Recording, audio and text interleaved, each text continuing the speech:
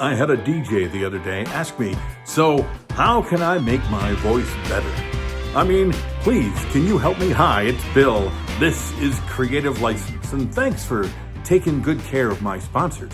Sponsors like Electro Voice, DJ Event Planner, Promo Only, Perfect Portals, Disc Jockey News, and of course, my workshop, The Entertainment Experience.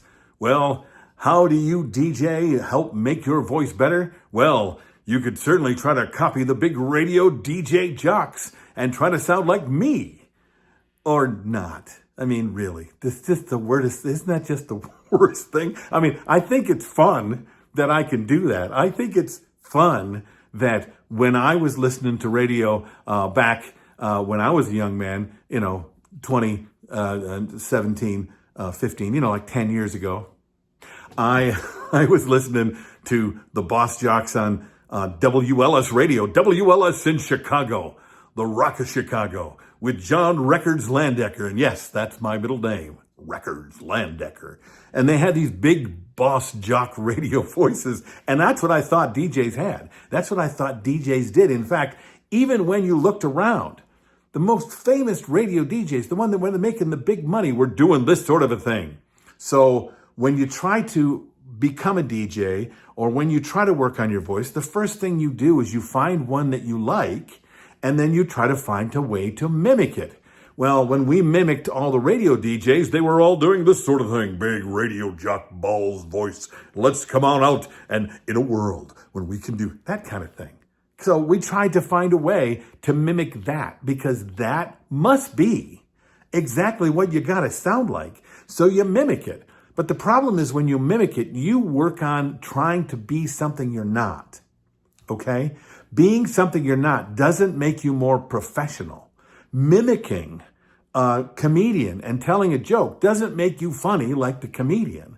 And mimicking a DJ voice doesn't make you sound like anything except for everybody going, oh, listen to the big DJ guy with his big DJ voice. Okay, you want some advice on how to work on your voice? A couple of things. Get a voice coach. And if you don't know what I mean, and you don't know where to find a voice coach, start simply and find someone who can help you with a singing voice. Oh, I don't sing, Bill. I have a terrible voice. It doesn't matter. What a singing coach will do is help you to work on the breathing exercises necessary to be able to use your voice in the best way possible, to be able to understand the instrument that is working your voice, not just the thing in your neck. Okay, but all of your throat and your sinuses and your breath sounds coming from the top of your lungs to the middle of your lungs and breathing down deep with your diaphragm. Those things are going to help you immediately. Number 2, read aloud. Spend some time reading aloud so that you can get through a sentence without pausing and without any ahs and ums, kind of like the things that I've been having that I do on these videos sometimes. You want to be able to be clear and concise. So reading and speaking aloud as often as possible, even if you're not in front of an audience. Work on, and then if you want, you find some tongue twisters and things like that. There's lots of books on this sort of thing. But really what you're doing by working on your voice privately and doing these exercises is so that when you do get in front of an audience, you can just be who you are. Be yourself. You want your voice to be more professional, you need to exercise it, okay? You're not going to get a flat stomach with abs if you don't do sit-ups and crunches every day, okay? And then when you walk through the world, you're not going around crunching every time. You just look at what you have. You've been working on that. So you work on these exercises. Now, does this happen overnight? No. The mimic happens overnight, and you can do that tomorrow. But you don't like that, and nobody does. And usually the moment that you feel like you are trying to mimic someone, you also get a little bit louder. And all of a sudden you're yelling at your audience instead of just being yourself.